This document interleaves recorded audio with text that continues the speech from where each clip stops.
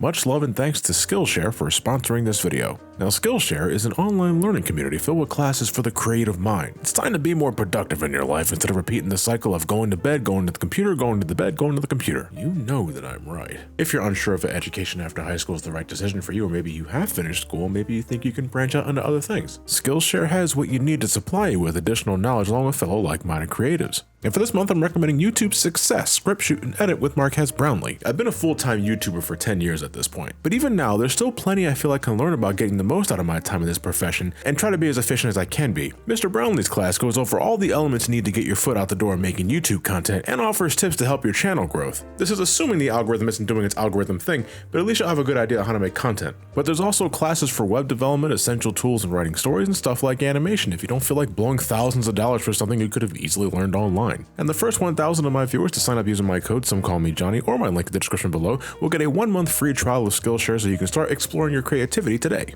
Much love to Skillshare for the sponsorship and much love to you for helping support my channel as always. Now let's continue on with the show. Now this is going to be a weird shift.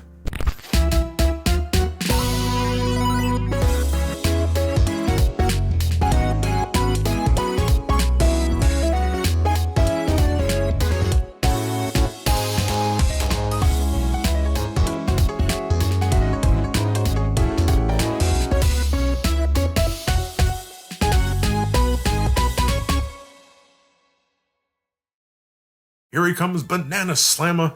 It's Donkey Kong. You know, I covered Mario, I covered Zelda, Metroid, a lot of classic Nintendo franchises. But you can argue, without this dude, these guys wouldn't even see the light of day. At least not immediately. And for today, we're starting our venture through Donkey Kong by paying respects to his origins. I know most of you probably associate Donkey Kong with the Country series and so on and so forth, but you know how it is over here. We have to start with the origins back in the old school arcade days. And just to quickly get you up to speed, this video was originally recorded in late June 2022 after my barber massacred my face and they shaved the whole thing off. So that's why I look very different for this video. Hopefully by the time I get to the second Donkey Kong video or the Ratchet & Clank video, I'll look relatively normal again. Donkey Kong, one of Nintendo's oldest franchises. Shit, I think it's the first franchise they ever created.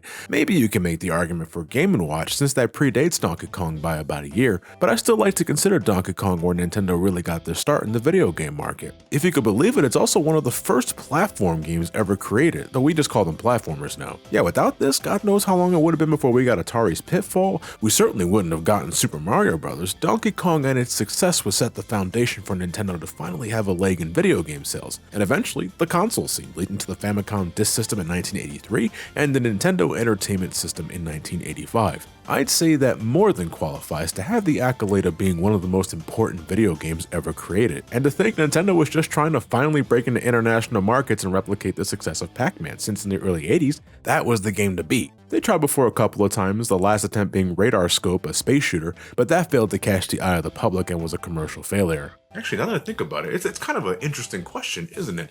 Could you get away with saying that Radar Scope is more significant than Donkey Kong, since without Radar Scope failing, Nintendo would have never greenlit Donkey Kong in the first place? Huh? A real chicken or the egg scenario. God, I missed the beard already. Drawing inspiration from Popeye, Beauty and the Beast, and of course King Kong, small indie developer Shigeru Miyamoto along with his small indie developer buddy Gunpei Yokoi would create Donkey Kong for the arcades in 1981. From what I gathered, it's the first game Shigeru Miyamoto ever designed and directed, as he was only an artist for Nintendo beforehand, creating art for the 1979 Sheriff. You know, that one really fucking annoying assist trophy in Smash Brothers, and he also made art for Radar Scope. That's twice I mentioned Radar Scope. Watch me, I'm gonna end up reviewing Radar Scope in this Donkey Kong marathon. I can feel it in my bones. Miyamoto would also create the key art and sprite work for Donkey Kong as well, and whew, damn, Mario's got quite the cake, holy fuck. In the official arcade art though, I don't know, like I know it's partly Popeye inspired, but Mario's design sort of elicits a racist uncle energy. But he wasn't called Mario in the original game, right? No, he was Jumpman. As in fucking Jumpman! He would lose that moniker pretty quick though. By Donkey Kong Jr. released a year later, he would officially be called Mario. Donkey Kong though. Okay, I get the Kong part, and apparently so did Universal, because fun fact, they tried to sue Nintendo for copyright infringement because of Donkey Kong's name, a lawsuit they would ultimately lose. But Miyamoto seriously did a deep, contemplative stare at this sketch of a gorilla he made, looked at it really hard and just said, So yeah, his first name is Donkey. I don't know. I've read conflicting reports on how Miyamoto eventually settled on Donkey Kong for the name. A mistranslation, a faulty fax machine. But apparently Miyamoto just wanted to convey the image of a stubborn, stupid ape, saw the word donkey and said, okay, that is good enough. That will suffice. Donkey Kong. The girl's name in the original was just Lady, though. These motherfuckers spent all their brain cells on naming Donkey Kong. They said, oh, fuck it, just call the lady Lady. She would not get the Pauline moniker until the game was officially translated for the West. And there you go, the main cast. And the game itself, Donkey Kong, is, well, it's early 80s arcade stuff. And I'm going to be spending most of these visits on the original arcade releases, courtesy of the Nintendo Switch, when they aren't continuously blueballing us with their impressive commitment to the drip feed. Make no mistake though, Donkey Kong was fucking everywhere when it was new. You might be aware of the original arcade release and the NES version, that's the one I played the most of the original 1981 game. But you gotta think, 1981. There weren't any Nintendo consoles back then unless you want to count the Game & Watch electronic handheld. So Donkey Kong was licensed out to a whole bunch of other consoles in the market before that whole small crash of 1983 happened. Donkey Kong in the ColecoVision. Mario looks like a porn star here. Donkey Kong in the Intellivision. What the fuck? Okay, no. This Mario looks like a porn star. Even got an armband that says, Donkey Kong on the Atari 26. Christ alive, this one's not even close. Who are these guys? Why is Mario a clown? And this is just on official releases too, because Donkey Kong, holy shit, would be the prime target for copycats and bootlegs throughout the next few years. Killer Gorilla, Congo Bongo, Crazy Kong, Wally Kong, King Kong. No, really, they just fucking called it King Kong. The early 80s was such a weird fucking time for video games. Thank God Atari brought the purge. In 1981, this game was considered incredible, and it got a ton of merchandise too, like a short cartoon run from Ruby Spirits. Oh, why is he riding a scooter? There was also a branded cereal, but I don't know, you look at that kid's grimace and tell me that he's actually enjoying that shit. I'm pretty sure some of you who watch the Angry Video Game Nerd are also aware of the Donkey Kong doll with the weird fingers. Hey, you, fuck you. Donkey Kong put Nintendo on the map, helped them get out of their financial troubles, and would set the precedent for Nintendo's endeavors moving forward.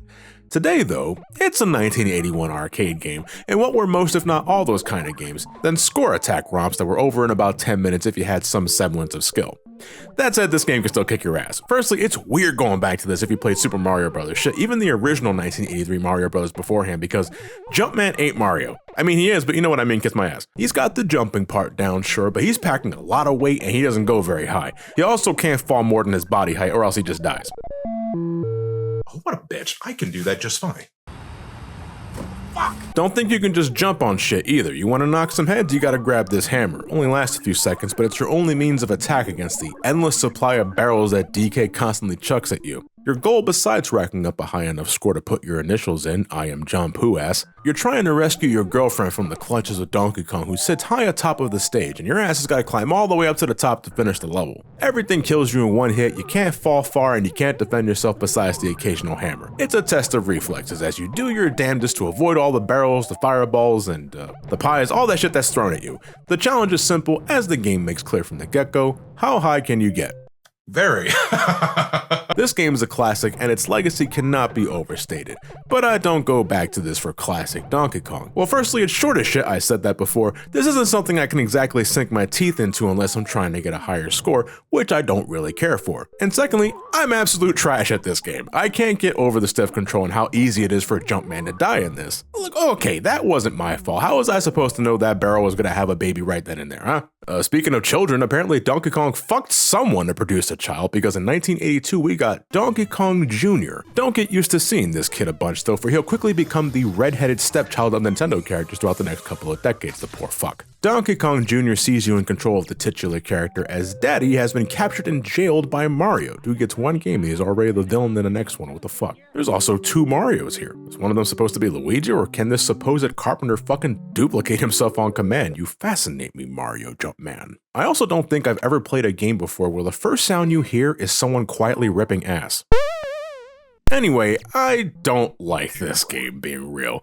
You're not so much jumping over barrels, but climbing vines, avoiding alligator heads, and burst dropping things and being real pricks. You can drop things like coconuts on enemies, like 1 or 2 times, but most times you're just avoiding contact entirely, which is not the easiest thing to do since Junior's control is about as stiff as Mario's from the previous game. It's very easy to bite it here, and there's only so much I can take before I want to move on. It took me so long just to complete one loop. You push these keys in, you save your dad, you jump away. Apparently Mario's learned how to take a fall since the last game, so good for him, but he gets fucking rocked by Donkey Kong so hard that by the next game, Mario's nowhere to be seen. Donkey Kong 3, starring Stanley the Bugman. Who? And believe it or not, Donkey Kong 3 was my first Donkey Kong game. I played the NES version way back in 1992. I don't remember much of my experience with it, but it did make me aware of the Donkey Kong brand, enough that I would pick up the first Donkey Kong Country on the Super Nintendo in 1994, so yeah, I guess I have Donkey Kong 3 to thank for that. It's considerably different from the last two games though. It's not a platformer, it's a sort of space shooter. Maybe Nintendo was feeling bitter with Radar Scope's failure. Donkey Kong has decided to take refuge in Stanley's greenhouse, and he's causing the insects inside to go apeshit and mess with Stanley's crops. So you take your bug spray and literally blow smoke up Donkey Kong's ass to keep him at bay. You also need to keep the insects from stealing your crops, otherwise it's game over and you don't get a high score. And just like Mario 2, Stanley can't take a hit. He gets touched once and he's down for the count.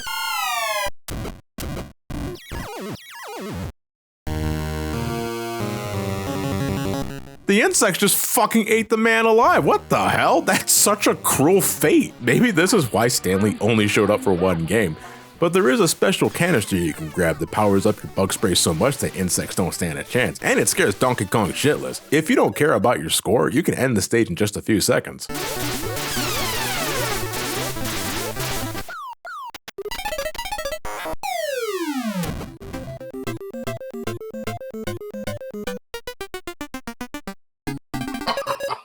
But if you're doing that, then why the hell are you even playing this? There are only about 3 stages too, so it won't take you long to finish a loop.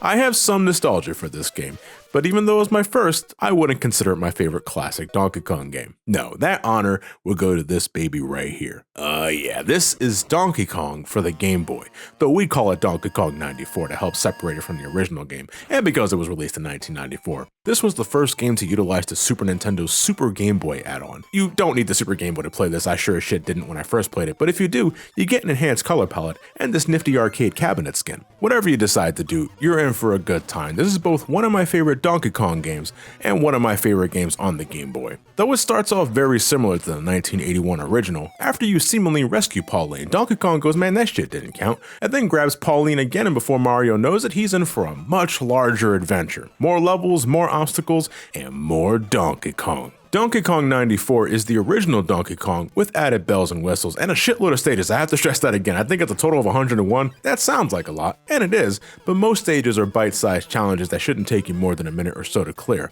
More emphasis on puzzle solving too. You got your boss stages where you're facing off against Donkey Kong directly as you try to save your girlfriend, but most stages involve you trying to take this key to the appropriate door that leads to the next level. It's a game that in some way tries to combine classic Donkey Kong with Mario Bros, given how you can grab things like in Mario Bros 2 to chuck at things, and how Mario's athleticism is a caliber above his older days. He can fall farther distances before he loses a life, he can grab a hammer and then toss it up and then grab it again when you need to use it in a higher area, and like an absolute show-off, he can do a combination of handstand jumps, backflips, and other means of acrobatics that I'm sure makes Donkey Kong go, oh shit. Mario still got some butter on his feet though, so I wouldn't say the control is as tight as Super Mario Bros., but it is miles better than the original game.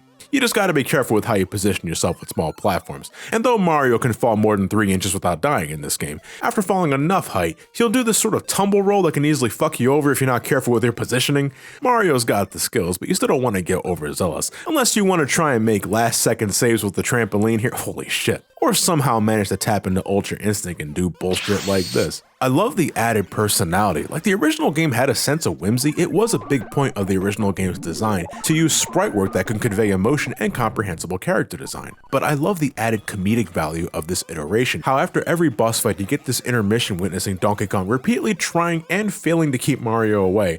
It's one part entertainment, but it also serves as a tutorial for extra things Mario can do to help complete the coming stages, like performing the added jumps or how you can bounce barrels harmlessly off of your feet, or being able to survive lava flow. Awesome. So that was a fucking lie. Seriously, I love this game. I've been playing this since middle school, and I'll tell you, middle school John wasn't that big on platformers. He was also kind of a fucking idiot. So if this game could grab my attention, then I think it's safe to say that this is a keeper. Every run is just as much fun as the last.